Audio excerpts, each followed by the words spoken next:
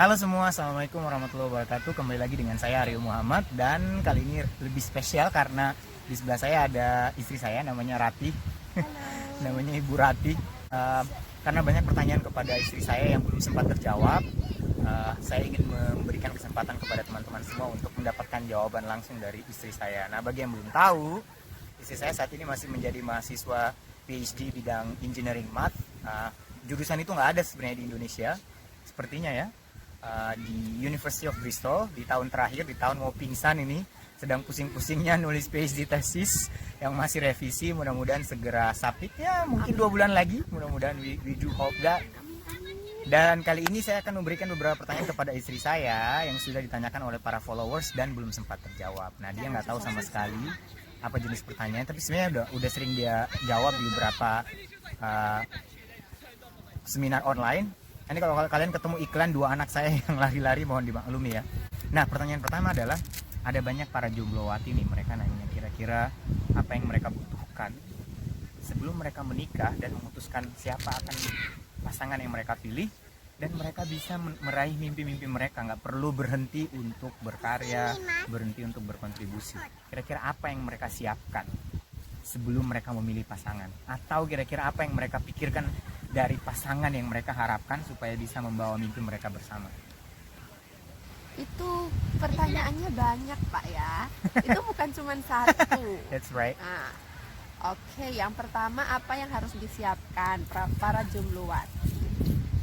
Itu pengalaman saya aja ya. Jadi bisa berbeda setiap orang. Betul sekali. Nggak bisa disamain pengalaman kita berdua. Saya dulu sempat pengennya sebelum S2 itu sudah nikah dulu. Tapi proposal sudah diajukan, belum ada yang melamar. Kalau yang nggak tahu proposal, ya. Proposal itu proposal taruh ya maksudnya ya, Menikah, bukan proposal ya. riset. Saya minta dicarikan jodoh, tadi belum ketemu, intinya begitu. Deliang. Pengennya begitu, ternyata memang karena sudah ada yang menunggu di Taiwan ya. kita nggak kenal waktu itu, tapi qadarullah ketemu di sana dan kemudian menikah. Jadi saat itu sempat galau, tapi kemudian kalau saya menunggu jodoh, sedangkan itu adalah sesuatu yang Allah yang ngatur gitu, bukan kita nggak bisa menentukan kapan kita mau menikah. Ya, misalnya kalian ingin rencana 21 tahun lalu kalian menikah, nggak mungkin. Ya, merencanakan bisa, tapi takdir itu tetap di tangan Allah gitu kan. Jadi ya kita lakukan yang bisa kita lakukan saat itu. Saat itu bisanya saya adalah pergi S2, ya berangkat S2 aja gitu. Jadi kalau ada yang mau S2 tapi belum ada jodohnya, S2 berangkat aja gitu. Kali aja jodohnya ketemu nanti. Ya, siapa tahu gitu. Banyak kejadian seperti itu kan. Yang pertama tadi apa berarti? So the first thing is semua sudah diatur oleh Allah. Semua sudah diatur oleh Allah. Jadi kita lakukan yang bisa kita lakukan saja. Kalau saat itu bisa kuliah dulu, ya kuliah dulu. Yang harus kerja dulu, ya kerja dulu. Yang harus apalagi ya, berbakti pada orang tua, ngurus orang tua dulu, urus dulu. Karena nanti jadi perempuan itu bakti pertamanya kan ke suami. Nah, kesempatan untuk berbakti dulu sama orang tua sebelum menikah, di-fullkan. Tidak ada yang bakalan gangguin. Betul. Next, selanjutnya. Next, persiapan untuk sebelum menikah itu adalah, bagi saya itu adalah belajar menjadi orang tua yang baik. Memang belum punya anak gitu ya untuk praktek langsung. Belum ada. Setidaknya kita tahu teorinya terlebih dahulu. Ya, jadi istri saya sudah lebih banyak belajar dibanding dengan saya, which is totally normal. Banyak ikhwan yang tidak peduli dengan parenting sebelum mereka menikah, dan banyak juga yang lebih tidak peduli setelah mereka menikah. Ya, semua diserahkan kepada istri. Dan jadi itu yang dipelajari ya, parenting. Ya, parenting itu penting. Kenapa? Karena nanti setelah menikah, siapa tahu langsung punya anak, langsung hamil.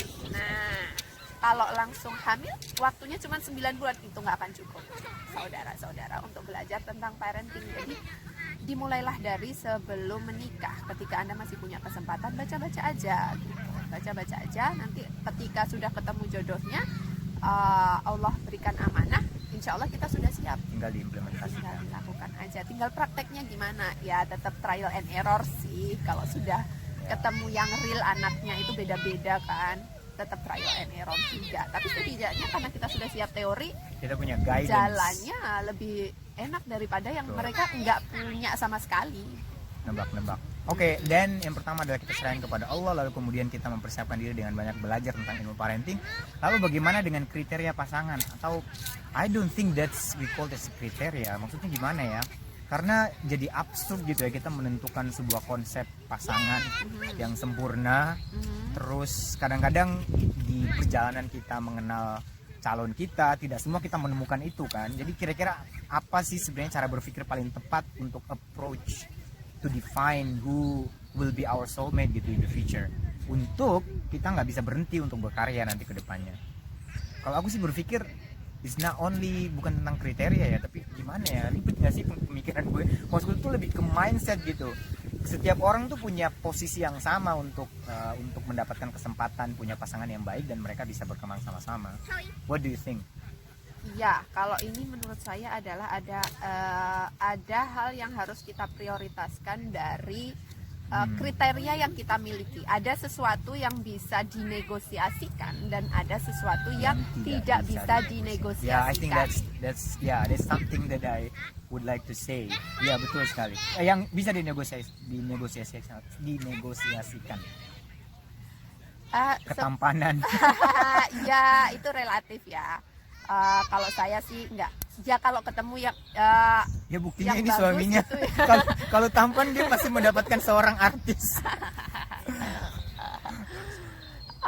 Jadi apa ya, banyak sebenarnya hal-hal yang kadang kita itu nggak penting tapi kita bikin jadi penting, sedangkan Jadi yang susah penting gitu ya. kita bikin nggak jadi penting gitu. Kayak Betul misalkan sekali. masalah agama tuh harusnya jadi prioritas Yang pertama. pertama, jadi dia gitu bahkan yang ya. paling penting gitu. Ya. Ini saya rada kesel aslinya, karena gimana ya, karena orang-orang kan cenderung ketika mereka sudah terlanjur menyukai seseorang, kemudian padahal orang itu mungkin secara kualitas agama zahir ya, secara jelas nggak bagus, mereka lebih memilih itu, padahal kan rugi kan. Terus alasan nanti diperbaiki pas nikah, habis gitu nikah berantem dong. Betul, belum tentu kalian bisa mengubah, apalagi mengubah laki-laki kan. Kalau kalian yang berubah gimana? Itu yang ribet. Makanya kenapa hampir semua seminar pernikahan yang saya ngisi, saya selalu bilang, pokoknya kalian jangan dulu mikirin soal perasaan deh. Kalau sudah melibatkan perasaan, kalian tidak akan memilih pasangan terbaik dari yang sudah disiapkan oleh Allah. Ya kan? Ya. Nah, tadi yang tidak bisa dinegosiasikan adalah agama. Next Adalah ya masing-masing individu mungkin Punya. berbeda gitu ya nextnya. Tapi yang pertama itu pasti agama. Yang kedua, kalau bagi saya dulu karena saya seorang dosen dan saya harus S3, ada satu yang tidak bisa dinegosiasikan adalah saya harus sekolah S3 dan suami saya harus setuju. kalau ngikut atau setidaknya mengizinkan saya untuk S3. Intinya saya butuh dukungan gitu. Kalau Anda mau, ya kita bisa proses lebih lanjut. Kalau Anda nggak mau, maaf, berhenti sampai di sini ya. Seperti itu. Itu jadi harus ada prioritas.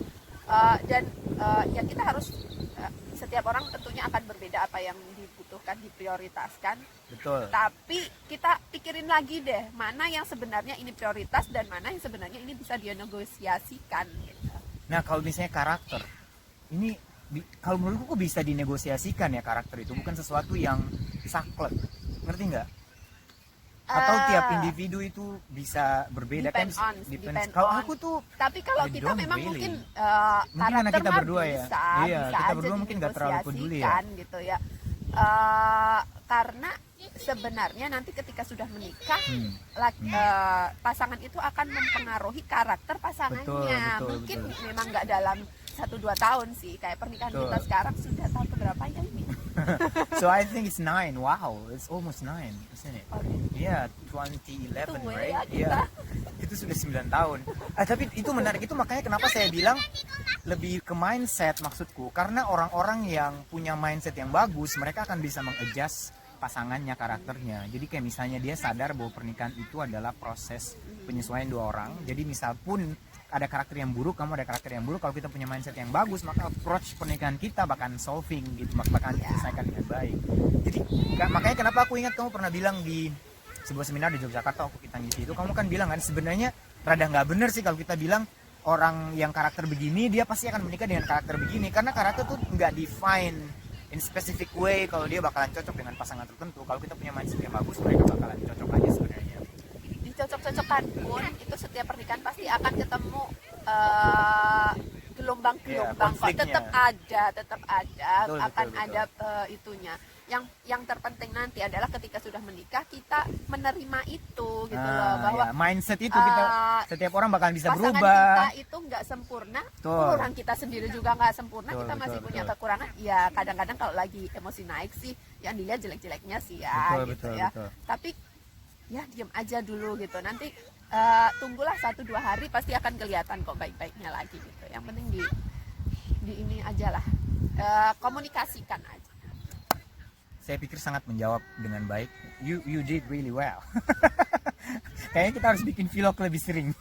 Cuma nanti vlog yang ke-11 kita bingung bahas apa. Nah, pertanyaan yang kedua, kayaknya 2 aja cukup deh. Tadi udah cukup banyak kita menjelaskan. Yang kedua adalah, apa sih faktor paling penting bagi seorang perempuan supaya mereka tetap bisa berkontribusi dan berkarya setelah menikah? Karena nih ya, saya percaya, istri saya juga saya yakin percaya bahwa perempuan dan laki-laki itu nggak ada bedanya dalam berkontribusi kepada dunia luar. Bedanya mungkin adalah perempuan dibatasi oleh hal-hal, misalnya mereka punya prioritas yang lebih besar kepada keluarga misalnya. Laki-laki punya prioritas lebih besar kepada mencari nafkah misalnya. Tetapi fungsi karakter kontribusi itu kan sama sebenarnya, kamu maupun saya. Nah, kira-kira perempuan itu tantangan terbesar dan apa yang perlu mereka siapkan lah untuk melakukan proses kontribusi kepada banyak orang di luar sana. What do you think? Niat, Pak. Niat berkontribusi enggak gitu. Ya sih, kalau ada orang nggak niat ya they just sleep Ada all day. yang sebelum menikah nggak bisa berkontribusi, setelah menikah juga nggak akan bisa berkontribusi gitu ya. Jadi ya kalau memang nggak niat pengen berkontribusi keluar, ya dia tidak akan pernah bisa Betul. berkontribusi. Itu yang pertama gitu. Kalau kita sudah niat dan itu memang niatnya benar-benar kuat, kita pasti akan cari jalan kok. Anak, hi baby. Sini, naik duduk. Halo. Hi, this is Daisy. Ini Daisy. Jadi yang pertama niat tadi ya. Oh my gosh. Lalu kemudian what is that?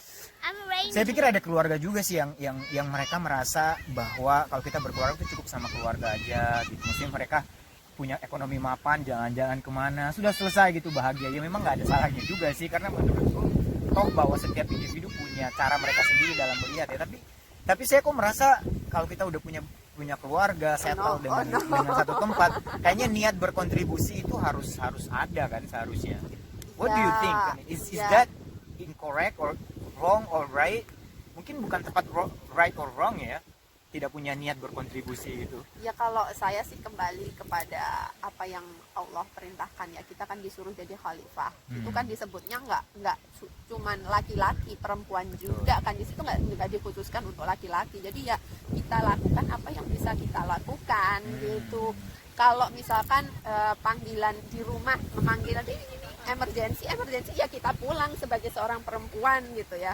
Tetapi kan emergency is not every day, saudara-saudara. Kalau kita mendefinisikan emergency every day, ya Allah akan kasih emergency every day. Yes. Itu yang selalu. Itu yang selalu kita rasakan selalu berdua. Kita rasakan. Jadi selama pengalaman kita di sini dan dimanapun ya, dari Taiwan ketika kita baru menikah, kita selalu merasa bahwa ketika kita mulai males atau mempertanyakan berbagai macam amanah dan kontribusi yang harus kita lakukan, nah itu mulai tuh Allah akan bakalan kasih beneran gitu. Kasih beneran cobaan. Jadi kalau kita memang mau kan Allah bilang ya, kalau kamu menolong agama Allah maka Allah akan menolongmu gitu, dan menumbuhkan kedudukanmu gitu ya. Maka ya itu yang akan terjadi kalau kita memang niat mau misalkan ngisi pengajian, ya Allah akan kasih aja jalan gitu untuk bisa ngisi pengajian, meskipun mungkin ribet dengan anak dan sebagainya, tapi itu tidak akan menjadi alasan bagi kita. Ketika kita sudah memiliki niat yang kuat, pasti Allah akan menurunkan bantuannya. Termasuk studi, termasuk studi kita gitu. Nah, jadi saya pribadi mempercayai istri saya itu dia lancar studinya sampai titik sini, PhD maupun master, itu karena bukan dia pintar. Maksudnya she's not that working hard gitu. Dia memang pekerja keras, cuman yang bukan yang kayak saya gitu, misalnya yang extremely workaholic gitu. Nah, tapi dia memang menyelesaikan amanahnya dengan baik. Jadi saya saksi sendiri kalau istri saya itu kalau dikasih amanah tuh paling suka dikelarin dengan baik. Makanya sebenarnya benar kata tadi, kalau niat udah benar, ada kesempatan untuk memberikan kontribusi, jangan berhenti gitu. Nanti Allah kasih tantangan gitu. Ya, soalnya kalau kita nggak mau berkontribusi dengan alasan anak misalkan, maka anak pasti akan menjadi menjadi alasan. alasan dan akan memberikan Masalah. permasalahan bagi kita. Itu yang terjadi selama ini gitu ya. Dan selama ini kita nggak pernah mengalami hal-hal aneh. Alhamdulillah. Alhamdulillah Kayak enggak. misalkan dulu suka temen tuh suka di Surabaya pas kita LDR atau Pak ya, kan kita punya itu yang ngasuh Delia. Nah, ketika teman-teman saya selalu bertanya, cari pengasuh di mana ya, cari pengasuh di mana ya, Kita nggak pernah itu kesulitan. langsung dapet dan cocok, dan ya sampai kita berangkat ke sini, sampai sekarang pun kita masih hubungan baik dengan mereka gitu ya. Dan ya itu kan Itu skenario pertolongan siapa skenario gitu Allah. ya, kalau bukan skenario Allah Betul gitu. sekali, Sedangkan ketika orang lain nyari pembantu tuh nggak dapet mereka itu sampai bertahun-tahun, kalau nggak gitu berantem dengan pembantunya atau pembantunya bikin masalah, tapi kita nggak ada masalah sama sekali Betul, gitu betul. loh. And yeah, it's really smooth. Dapat pengasuh yang sayang banget sama Deliang, bahkan mungkin lebih sayang dari orang tuanya sendiri ke Deliang. Dan nggak gitu cuman ya. pengasuhnya, semua keluarganya Seluruh gitu. keluarganya tuh sayang banget sama Deliang pada saat itu tuh. Favoritnya mereka, sampai mereka tuh nangis-nangis ketika ditinggal ke UK. Lebih nangis-nangis dari tete neneknya di Maluku. But anyway, saya bisa berkesimpulan bahwa kadang-kadang memang kalau kita dikasih kesempatan untuk memberikan kontribusi, seharusnya kita ngambil kesempatan itu, karena itu sebenarnya peluang yang pertama, peluang untuk beramal. Alasan kita nanti menghadap Allah, kita punya catatan setidaknya. Lalu kemudian yang kedua adalah alasan kita bisa jadikan kesempatan untuk menghadap Allah tuh, ya Allah mudahkan urusan saya karena saya bisa menuntaskan berbagai macam persoalan gitu ya. Jadi wasilah. Jadi gitu wasilah, ya. Minta betul, tolong jadi ya wasilah. Allah, aku Betul. sudah Aku isi sudah. pengajian, tolong luruskan aku. Nah, demikian keseruan bercerita kita. Mohon maaf cuman 2 pertanyaan. Kalau ada yang mau bertanya langsung tanya di kolom komentar ya. Tag teman kalian, 10 teman kalian kalau misalnya menganggap video ini menarik. Saya pikir ini menarik temanya. Lalu mungkin kalau ada yang ingin bertanya kepada istri saya atau kami berdua, kami akan bikin vlog-vlog berikutnya. Kayaknya menarik juga diskusi dengan istri saya. Walaupun kita nggak tahu di video yang ke-20 temanya tentang apa. Tapi demikian, kita ketemu lagi di video berikutnya. Demikian. Mengurus cucu. Ya, assalamualaikum warahmatullahi wabarakatuh. Bye. Bye Deliang.